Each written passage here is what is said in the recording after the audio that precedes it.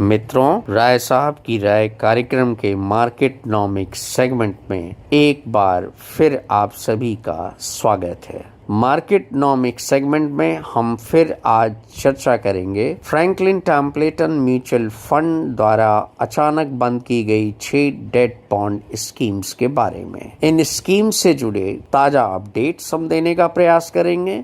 उन अपडेट से जुड़ी संभावनाओं पर हम प्रकाश डालेंगे। इसके अलावा हम the Live Mint, Indian Express, Money Control जैसे समाचार माध्यमों से प्राप्त ताजा जानकारी भी आप तक पहुंचाने का प्रयास करेंगे। साथ ही विशेषज्ञों ने इस मामले में क्या राय व्यक्त की है, ये भी हम उस जानकारी में समाहित करने का प्रयास करेंगे। तो आइए सिलसिलेवार तरीके से एक एक बिंदु पर हम गौर करते हैं और संभावनाओं पर विचार करते हैं।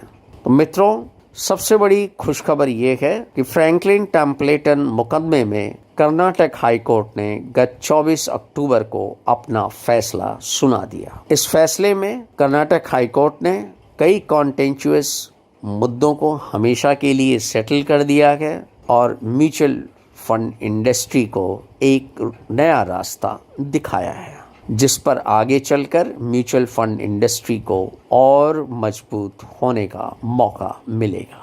सबसे पहले हमें जानने का प्रयास करते हैं कि इस जजमेंट की मुख्य बातें क्या है। कर्नाटक हाई कोर्ट के सामने जैसा माना जा रहा है, सबसे बड़ा एक मुद्दा ये था कि क्या म्यूचुअल फंड को इन्वेस्टर्स के मंजूरी के बिना किसी म्यूचुअल फंड स्कीम को वाइंड अप करने का अधिकार है या नहीं। कर्नाटक हाई कोर्ट ने अपने जजमेंट में एक बात स्पष्ट कर दी कि फ्रैंकलिन टेम्पलेटन मामले में ट्रस्टीज ने जिन 6 स्कीम्स को वाइंड अप करने का अचानक निर्णय लिया, वो उसके अधिकार क्षेत्र में आता है और उस मामले में वह कोई दखल अंदाजी करना नहीं चाहता। यानी ट्रस्टीज को यह निर्णय लेने का पूरा अधिकार था कि स्कीम्स को वाइंड अप किया जाए या नहीं किया जाए। लेकिन कर्नाटक हाई कोर्ट ने अपने जजमेंट में यह भी स्पष्ट किया कि ट्रस्टीज को निर्णय लेने का अधिकार तो था, लेकिन वाइंड अप प्रोसेस को आगे इम्प्लीमेंट करने के लिए उस प्रस्ताव को इन्वेस्टर्स से मंजूर कराना ज़रूरी था और ये मंजूरी इन्वेस्टर्स को सिंपल मेजॉरिटी द्वारा दी जानी थी। आप सभी को मालूम होगा कि फ्रैंकलिन टेम्पलेटन म्यूचुअल फंड के ट्रस्टियों ने इन 6 स्कीम्स को वाइंड अप करने का निर्णय तो लिया, लेकिन वाइंड अप प्रोसेस को पूरा करने के लिए, इम्प्लीमेंट करने के लिए इन्वेस्टर्स से कोई मंजूरी नहीं ली। कोर्ट ने सेबी एक्ट 1992 को भी कॉन्स्टिट्यूशनली वैलिड करार दिया।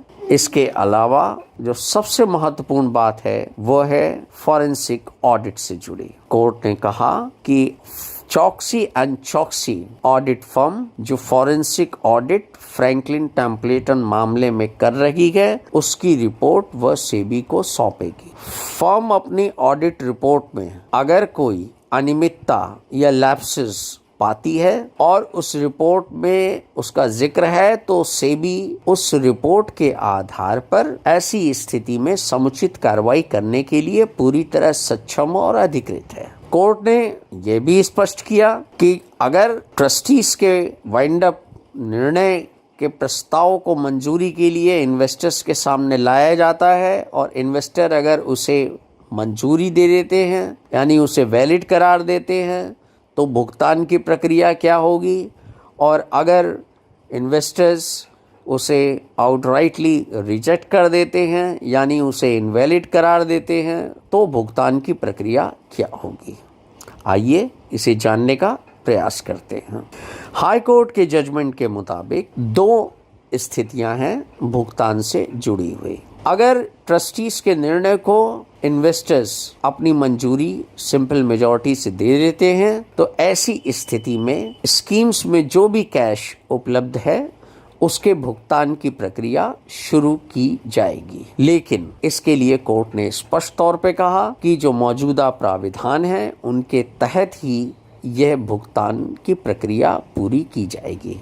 मसलन जो कुछ भी फंड ने प्रत्येक स्कीम्स में बोरोइंग की है, पहले वो बोरोइंग का खर्चा, फिर क्रेडिटर्स को जो भुगतान करना है उसका प्रोविजनिंग, इन सभी रकमों को एडजस्ट करने के बाद प्रत्येक स्कीम में जो भी रकम बचेगी यानी बैलेंस रकम मिलेगी, उसी रकम में से इन्वेस्टर्स को उसका भुगतान शुरू किया जाएगा। ये तो एक स्थिति हो गई। अब आते हैं दूसरी स्थिति में।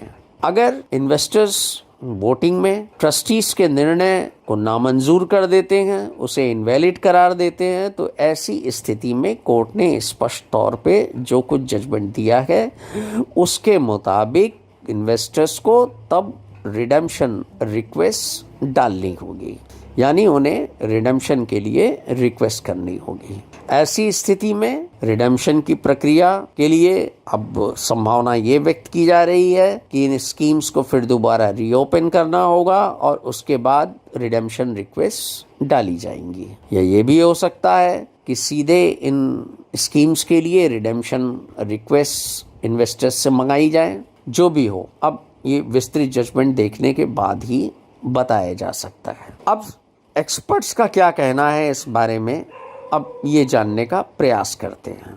लेकिन इसके पहले जो ताज़ा घटनाक्रम है, क्या इन्वेस्टर्स को इस वोटिंग प्रक्रिया का विकल्प मिलेगा, ये जानने का प्रयास करते हैं। फ्रैंकलिन टेम्पलेटन म्यूचुअल फंड ने कर्नाटक हाई कोर्ट से ये प्रेयर की थी कि वह अपने जजमेंट के ऑपरेशनल ऑर्डर पर कुछ समय के लिए स्टे लगा दे। कोर्ट ने इस बात को मंजूर किया और अपने ऑपरेशनल पार्ट यानी जजमेंट के ऑपरेशनल पार्ट को 6 हफ्ते तक के लिए स्थगित कर दिया, यानी उस पर स्टे लगा दिया। तो जब कोर्ट ने अपने जजमेंट के ऑपरेशनल पार्ट पर 6 हफ्ते के लिए स्टे लगा दिया, तो 6 हफ्ते तक वोटिंग की प्रक्रिया भी ऑटोमेटिकली स्टेड हो गई। यानी ऐसी स्थिति में अब किसी प्रकार की वोटिंग 6 हफ्ते तक नहीं होगी, इसलिए भुगतान की प्रक्रिया शुरू होने का सवाल ही नहीं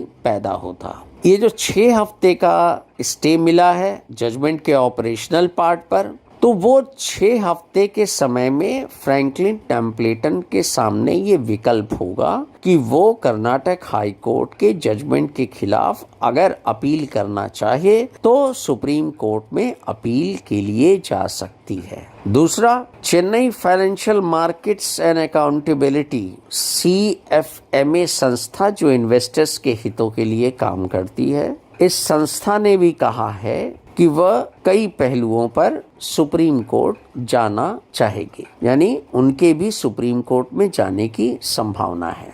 अब ये दोनों कब सुप्रीम कोर्ट जाएंगे, इस बारे में कुछ भी कहना मुश्किल है। दूसरी ओर फ्रैंकलिन टेम्पलेटन म्यूचुअल फंड का क्या कहना है इस बारे में, जजमेंट पर उसकी क्या प्रतिक्रिया है, ये भी जानने का प्रयास करते हैं। तो फ्रैंकलिन टेम्पलेटन म्यूचुअल फंड ने कर्नाटका हाई कोर्ट के जजमेंट पर किसी भी प्रकार की टिप्पणी करने से परहेज किया है। उसने ये कहा है कि वो जजमेंट का अध्ययन कर रहे हैं और अध्ययन करने के बाद ही वह कोई अंतिम फैसले की जानकारी देंगे। फिलहाल फ्रैंकलिन टेम्पलेटन म्यूचुअल फंड की ओर से यह संकेत अलबत्ता दिया गया है कि वह जजमेंट्स से जुड़े कई पहलुओं के मुद्दे पर वो सुप्रीम कोर्ट जा सकते हैं। वो कब जाएंगे इस बारे में उन्होंने कुछ भी नहीं बताया है। अब देखना ये है कि CFMA और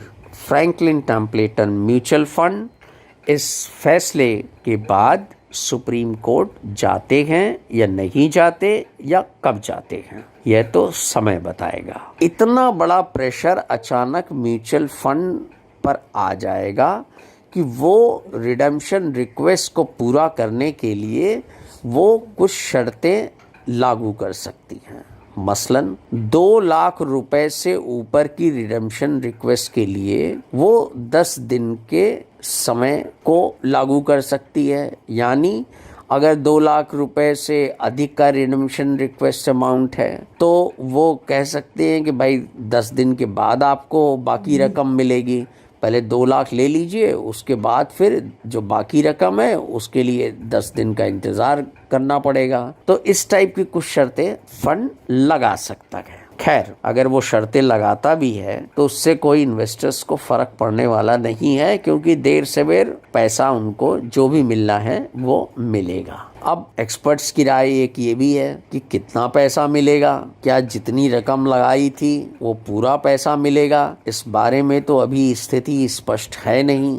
अब एक तस्वीर अभी स्पष्ट नहीं हो पाई है, जिसकी जानकारी हमारे पास नहीं है कि रिडेम्पशन रिक्वेस्ट जब होगी तो इन्वेस्टर्स को जितनी रकम उन्होंने लगाई थी वो मूलधन उनको मिलेगा, प्रिंसिपल अमाउंट पूरा मिलेगा, या रिडेम्पशन रिक्वेस्ट करने के बाद जो बाजार में सिक्योरिटीज़ म्यूचुअल फंड लिक्विडेट करेगा वो जो रकम मिलेगी वो रिडेम्पशन रिक्वेस्ट के तहत भुगतान की जाएगी। ये अभी स्थिति स्पष्ट नहीं है।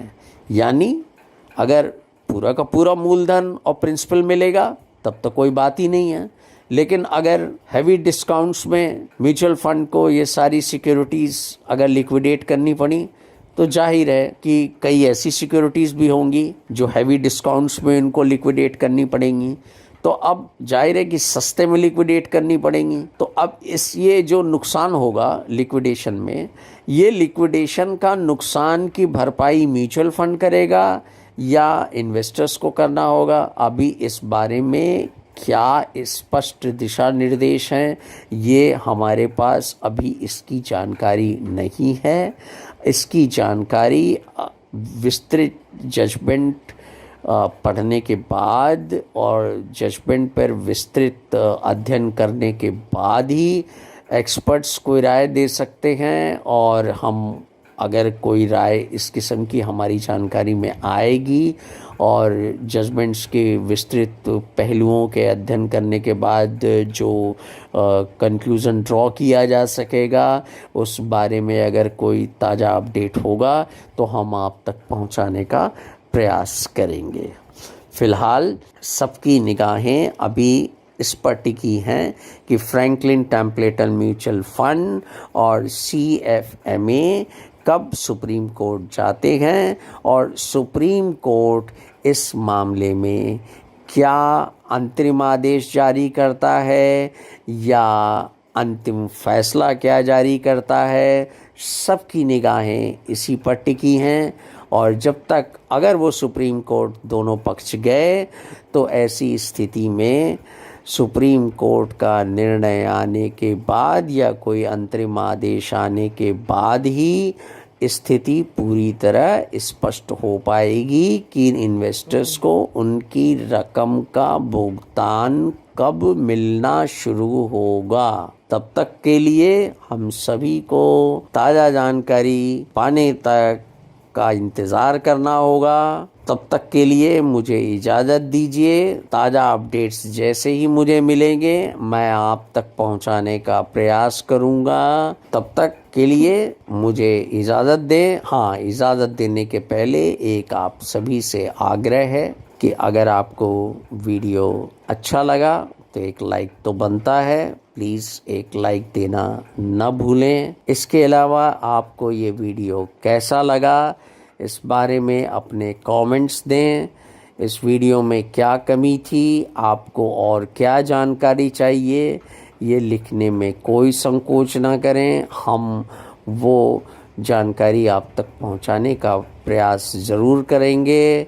इसके अलावा अगर ये वीडियो आपको उपयोगी लगा तो आप अपने मित्रों और रिश्तेदारों में उसे शेयर करें ताकि ज़्यादा से ज़्यादा लोगों तक फ्रैंकलिन टेम्पलेटन मामले से जुड़े अपडेट्स की जानकारी मिल सके। और साथ ही अगर आपको ये चैनल उपयोगी लगता है तो प्लीज़ सब्सक्राइब करना न भूलें इसे, और इसके लिए सब्सक्रिप्शन के साथ जुड़ा बेल आइकन दबाना न भूलें। तो मित्रों, इसी के साथ मुझे इजाज़त दें। अगले एपिसोड तक के लिए नमस्कार, जय हिंद।